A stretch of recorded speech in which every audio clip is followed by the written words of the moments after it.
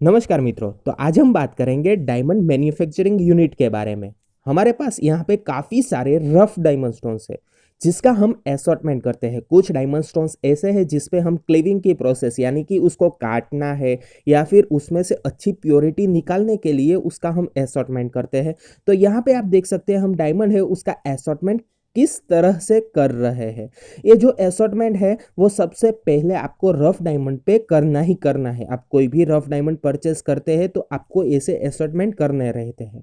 उसके बाद क्या होता है भैया कि इसमें से हम कुछ डायमंड स्टोन्स ऐसे हैं जो डायरेक्टली मैन्युफैक्चरिंग यूनिट के लायक है, तो उसको हम मैन्युफैक्चरिंग यूनिट में प्रोवाइड करते हैं, यानी कि इसमें से मेकेबल और क्राफ्ट निकालते हैं।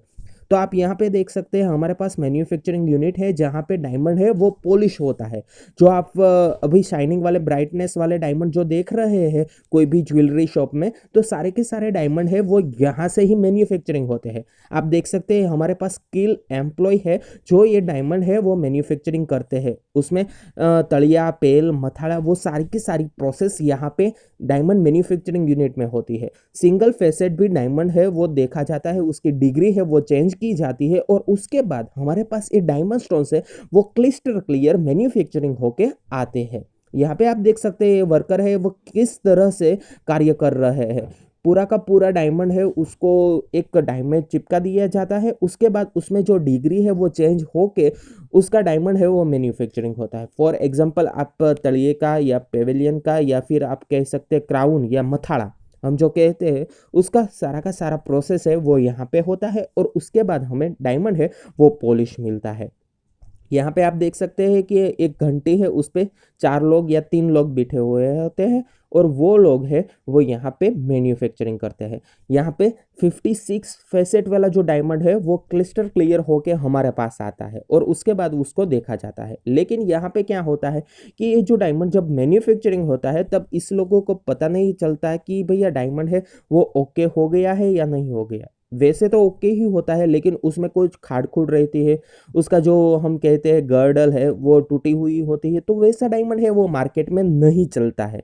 उसको हम તૂટેલા ડાયમંડ भी कहते हैं इन गुजराती लैंग्वेज के टूटलो हीरो આવી ગયો છે। तो એવું પણ અમે કહીએ છીએ, वैसा भी हम कहते हैं। तो यहाँ पे आप देख सकते हैं कि डायमंड है वो पॉलिश कैसे होता है, उसकी सिंगल डिग्री है वो कैसे देखी जाती है।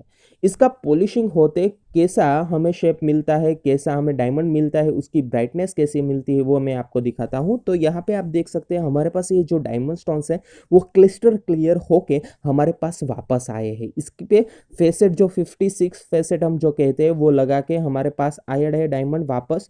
तो आप देख सकते हैं इसकी स्पार्किंग है वो कैसी है, ब्राइटनेस है वो कैसी है। पिंक कलर के डायमंड स्टोन्स है जिसे हम पिंक बेबी पिंक ये सारे के सारे डायमंड स्टोन्स है वो मिक्स है। इसकी डिमांड अभी मार्केट में फिलहाल काफ़ी ज़्यादा है क्योंकि बंदे हैं वो इसका मैन्युफैक्चरिंग काफ़ी कम लोग करते हैं, इसीलिए इसकी डिमांड है वो बाजार में काफ़ी ज़्यादा है। As compare to white diamond आपको इसकी प्राइस वैल्यूएशन है वो मिल जाएगी।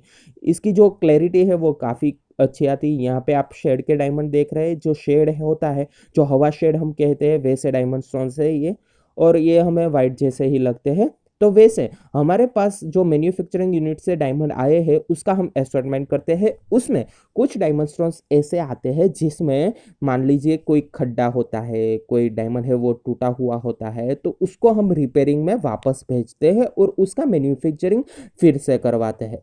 तो यहाँ पे आप देख सकते हैं हम कैसे ट्राइपॉड हमारे पास है या फिर आप कह सकते हैं घोड़ी, तो उसमें हम डायमंड है वो देखते हैं, उसमें से देखते हैं कुछ डायमंड स्टोन्स ऐसे नहीं है ना जिसको हमें वापस रिपेयरिंग करवाना है।